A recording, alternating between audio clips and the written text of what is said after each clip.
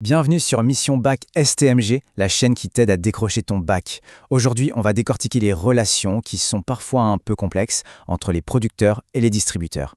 Alors pour bien commencer, posons-nous la question qui fâche. Producteurs et distributeurs sont-ils plutôt amis ou ennemis? C'est vraiment toute la tension qui est au cœur de leur relation et on va essayer de comprendre ça ensemble. Pour ça, notre analyse va se faire en 3 temps. D'abord, on va regarder pourquoi ça clash, pourquoi il y a des conflits. Ensuite, on verra comment la coopération peut devenir une solution gagnant-gagnant. Et pour finir, on s'intéressera aux contrats qui viennent encadrer et sécuriser tout ça. Allez, on attaque tout de suite avec la première partie. Pourquoi est-ce qu'il y a si souvent des tensions? Vous allez voir, c'est presque inévitable au départ. En fait, tout part d'une opposition d'objectifs assez simple à comprendre.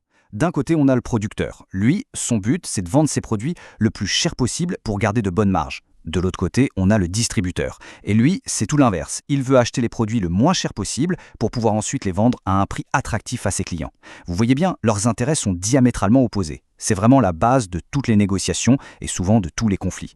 Et cette opposition, elle se manifeste sur plusieurs points chauds. Bien sûr, il y a la guerre des marges, c'est le plus évident. Mais il y a aussi la bataille pour la mise en avant des produits en rayon, ou encore les demandes d'exclusivité sur une zone géographique. Et puis, il y a le rapport de force. Des géants comme Carrefour ou Leclerc, ils ont des centrales d'achat qui leur donnent un pouvoir de négociation énorme. Forcément, face à eux, les petits producteurs ont bien du mal à peser dans la balance. Pour illustrer ce bras de fer, prenons un cas bien réel. Le groupe GDA, qui fabrique le café L'Or ou Senseo, a voulu augmenter ses prix de 25%. Pour Intermarché, c'était tout simplement hors de question. Résultat, des négociations ultra tendues qui ont même fini dans les journaux. C'est un parfait exemple de ce conflit quasi permanent sur les prix. Et alors, quelles sont les conséquences quand ça se passe mal? Eh bien, au final, tout le monde est perdant. Pour le producteur, le risque ultime, c'est ce qu'on appelle le déréférencement. C'est un mot super important à retenir. Ça veut dire que le distributeur décide tout simplement de retirer le produit de ses rayons. Fini. Pour le distributeur, ça veut dire une perte de vente et des clients déçus. Et au bout de la chaîne, pour nous, les consommateurs, eh bien, le produit a tout simplement disparu du magasin. Bon, on a vu le côté sombre de la relation. Mais est-ce que c'est une fatalité? Est-ce qu'ils sont condamnés à se faire la guerre? Heureusement, non. Il y a une autre voie. C'est notre deuxième partie, la coopération.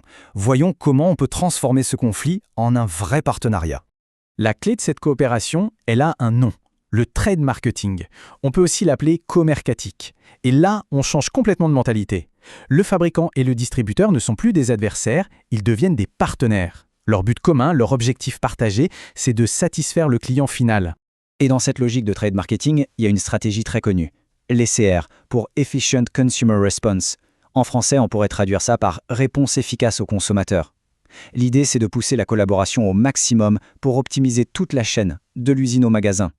Le but ultime, c'est de proposer le bon produit, au bon endroit, au bon moment et bien sûr, au bon prix. Et ça, ce n'est pas juste de la théorie. Prenons l'exemple du partenariat entre Grosfilex, qui fait des produits pour la maison, et le distributeur Leroy Merlin. C'est un cas d'école. Regardez, d'abord, ils créent les produits ensemble pour être sûr qu'ils plaisent aux clients. Ensuite, ils réfléchissent ensemble à la meilleure façon de les présenter en rayon. Ils organisent même des animations communes en magasin. Et le top du top, Grosfilex vient former les vendeurs de Leroy Merlin pour qu'ils connaissent les produits sur le bout des doigts. C'est vraiment un cercle vertueux. Alors, évidemment, pour que cette belle collaboration fonctionne au quotidien, il faut des outils. Et c'est là que la technologie entre en jeu, avec l'EDI, pour échange de données informatisées. En gros, c'est un système qui fait que les ordinateurs du producteur et du distributeur se parlent directement. Les commandes, les factures, tout est automatique. L'avantage est énorme. On évite les ruptures de stock, on fait moins d'erreurs et tout le monde gagne un temps fou. Ok, donc on a vu le conflit et puis la coopération. Mais comment on fait pour que cette bonne entente dure dans le temps? Comment on s'assure que ce n'est pas juste une lune de miel? C'est tout l'enjeu de notre troisième et dernière partie, les contrats, qui sont là pour formaliser et sécuriser le partenariat. Parce que oui, les bonnes intentions, c'est bien, mais ça ne suffit pas. Pour construire une relation solide, il faut mettre les choses noir sur blanc, avec un cadre juridique clair. C'est le rôle des contrats de distribution. On va voir les 3 principaux.